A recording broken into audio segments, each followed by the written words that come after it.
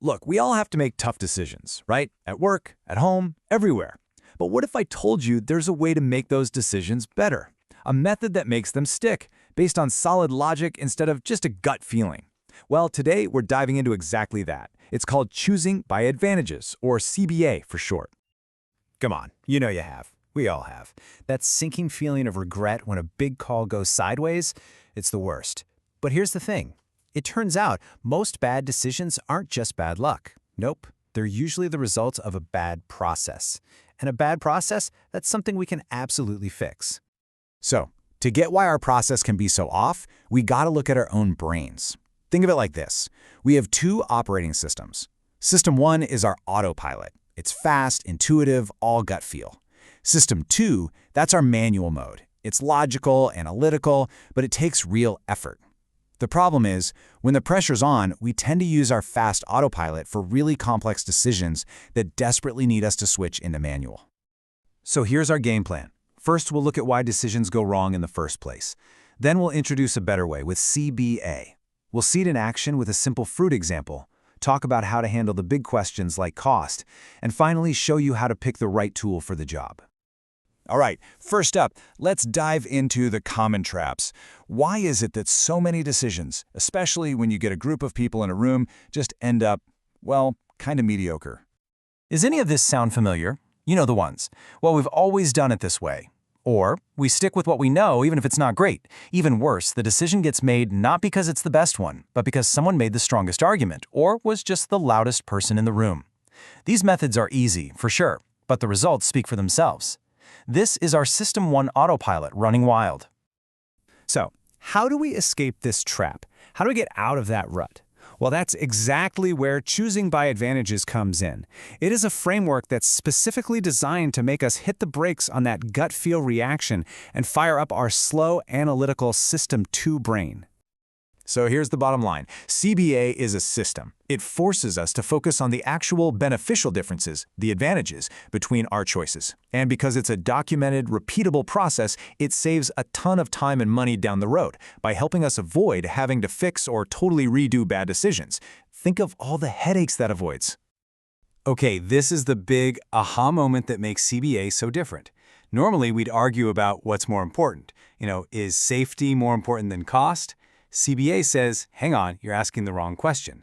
It doesn't rank the factors themselves. Instead, it flips the script and asks, between these options, which one gives us the more important advantage when it comes to safety? It's a small change in words, but it changes everything. Okay, theory is great, but let's make this real. We're going to use COSCA to solve that age-old problem, comparing apples and oranges and, well, we'll throw bananas in there too. Let's imagine we're picking the perfect post-workout snack. We're going to follow these 6 steps using what's called the tabular method. Now, I know it looks like a lot on the screen, but trust me, as we build it out together, you'll see just how logical and, honestly, how simple it is. Okay, step 1, super easy. We just list our choices, our alternatives, apple, orange, banana, right across the top. And then down the side, we list the things that matter to us for this decision. Our factors. So for our snack, that's our diet goal, nutrition, convenience, and of course, flavor. Next up, we get specific. This is where we plug in the hard data. For each factor, we define exactly what we're measuring, like calories or vitamin C, and then just fill in the numbers for each fruit. So an apple has 52 calories, an orange 86, you get the idea. No opinions here, just the facts. Now for a really simple but really important step. In each row, we find the least preferred option and just underline it. For our diet goal, we want fewer calories, so the banana's 94 calories gets the underlined. This sets a common baseline, a starting point for all of our comparisons. Okay, quick timeout. Let's get this term advantage crystal clear. An advantage is just a beneficial difference. See, we're not talking about pros and cons. Why? Because a disadvantage for one option is really just an advantage for another. Using this positive language keeps everything consistent and way less confusing. And now we do a little math. We calculate the advantages based on that underlined baseline. So for diet, the apple is 42 calories better than the banana. That's its advantage.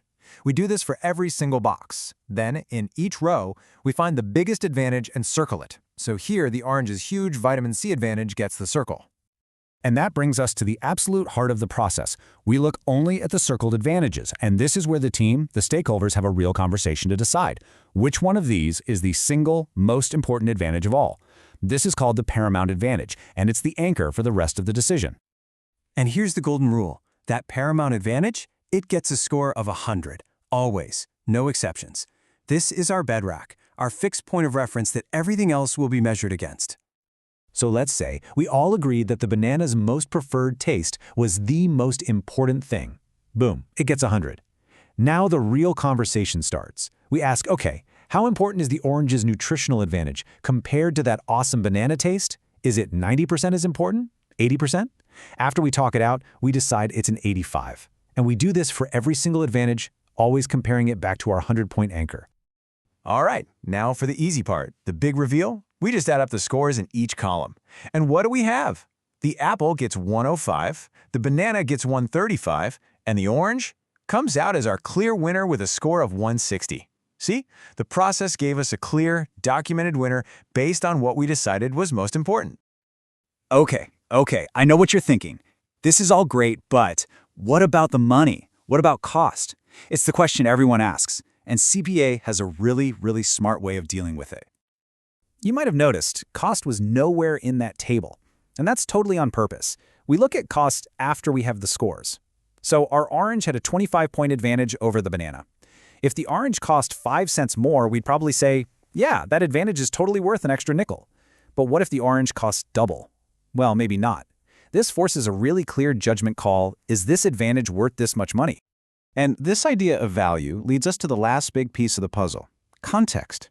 As the saying goes, the right decision depends on the situation. I mean, think about it.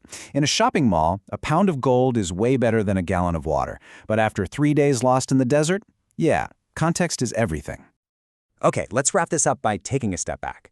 That detailed table we just built, that's just one tool in the CBS system. The really cool thing is that it's a super flexible approach. You can scale up or down to fit pretty much any decision you have to make. So CBA isn't one size fits all, it's a whole toolkit. For a quick, simple choice, you might just do an instant CBA in your head. For something more complex, you use the tabular method like we just did. And for a really high-stakes multi-million-dollar project, there are even more detailed methods. The point is to match the tool to the decision. So, think about the next big decision you have coming up. Are you going to leave it to chance, to that fast, automatic System 1 gut feeling? Or are you going to engage your brain, slow down, and guide that decision by focusing on what truly matters: the advantages?